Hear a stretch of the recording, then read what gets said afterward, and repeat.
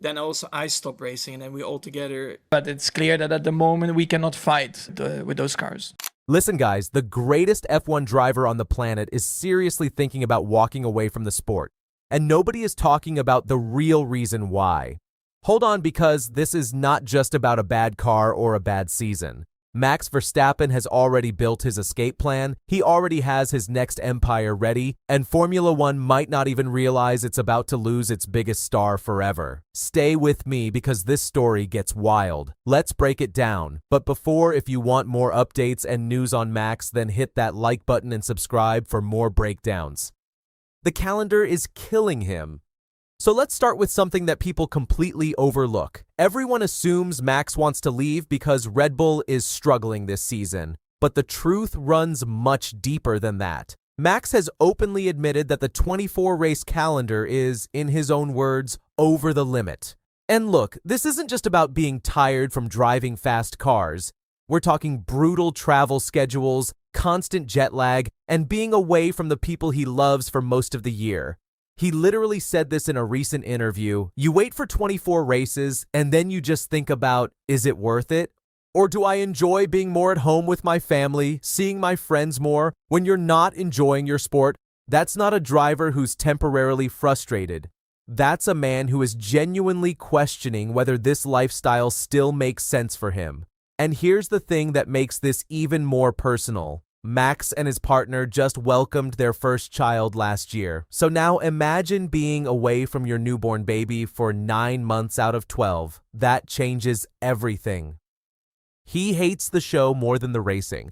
Now, here's where it gets really interesting because Max Verstappen is not your typical modern F1 driver. He is a pure racer. He does not care about the glamour, the cameras, or the Hollywood version of Formula One that the sport has been pushing so hard in recent years. And the moment F1 stops being about actual racing and starts being about entertainment deals and sponsor appearances, Max mentally checks out. We actually saw this play out in real time at the Japanese Grand Prix this year. Max walked into his press conference and literally demanded a journalist leave the room before he would even speak. That's not a diva moment. That is a man who has zero patience left for anything that feels like a performance rather than real competition. And then there's the new 2026 regulations, which Max absolutely cannot stand. He compared the new power boost system to Mario Kart, and not in a fun way. He said drivers using the energy boost creates a 50 to 60 kilometer per hour speed difference between cars on the same straight. His words were blunt. One guy is completely stuck with no power, and then the other one uses the mushroom mode. For a driver who lives for pure wheel-to-wheel combat, this is a nightmare. The 2026 regulations, the final straw. And honestly, if everything else wasn't enough, the 2026 regulations completely finished whatever love Max had left for Formula One. He has called these new cars anti-racing and compared them to Formula E on steroids. The new hybrid system forces drivers to constantly manage battery deployment instead of just flat-out racing. And for someone like Max, who lives to push every single limit, that is genuinely painful. Red Bull's new car, the RB22, was so bad at Japan that Max couldn't even make it out of Q2. Something that hadn't happened to him since 2015. He didn't hold back either, straight up calling the car undrivable. When the best driver on the planet calls your car undrivable, that tells you everything you need to know about how broken this situation really is. The breaking point with Red Bull. And if you thought the regulations were bad enough, there's one more thing quietly breaking Max's connection to Formula One, and almost nobody is talking about it. His race engineer, Gianpiero Lambiase, the man who has been in his ear for nearly a decade, is leaving Red Bull and joining McLaren. Now, back in 2021, Max actually said that if Lambiase ever stopped working with him, he would consider stopping racing altogether. That wasn't a joke. That was a genuine statement from a driver who values loyalty and trust above everything else. So, when you combine a calendar that exhausts him, regulations he despises, and now losing the one person in the paddock he trusts completely, you start to understand why retirement feels very real right now. The empire he's already building.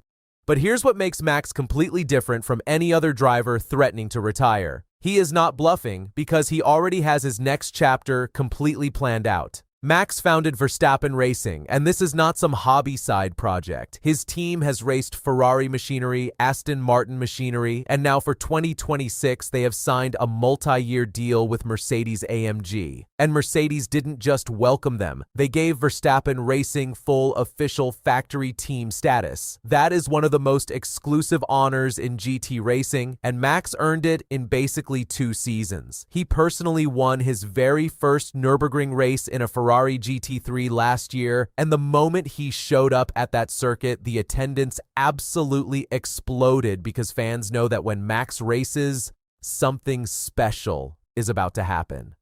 The Le Mans dream and the Ford connection. Now, this is the part of the story that very few people are connecting the dots on. Max has been clear for years that his ultimate goal is to win the 24 Hours of Le Mans. Not in a smaller class, but fighting for the overall win in the Premier Hypercar category. And just last week at the WEC 6 Hours of Spa, Ford Racing's global director Mark Rushbrook confirmed something massive. Ford has been in active discussions with Max Verstappen about a future Le Mans hypercar drive. Rushbrook said directly, "We would love to see it. A lot of things need to align, but that would be incredible for us and for the sport." And here's the puzzle piece that makes this almost inevitable. Ford is already Red Bull's F1 engine partner. Rushbrook even revealed these conversations go back more than 3 years. So the relationship is already there, the trust is already there, and the moment Max steps away from F1, a Ford hypercar seat could literally be waiting for him. The big picture. So let's bring this all together. Max Verstappen is not just having a bad season. He is a man who has achieved everything Formula One can offer, and he is now being slowly pushed away by a sport that no longer feels like the pure racing he fell in love with as a kid. The grueling calendar, the Mario Kart regulations, the media circus, losing Lambiase, and on the other side, a GT empire already growing, a Le Mans dream very much alive, and Ford quietly waiting with open arms. My personal take? I think if Red Bull cannot give him a genuinely competitive and enjoyable car in the second half of 2026, we will not see Max Verstappen in an F1 paddock in 2027. He holds every card in this situation, and he knows it. But here's the question I want to leave you with. If Max Verstappen does walk away from Formula One to chase Le Mans glory, does that actually make him a legend? Or does it mean Formula One failed one of the greatest drivers it ever produced? Drop your answer in the comments. I genuinely want to know what you think.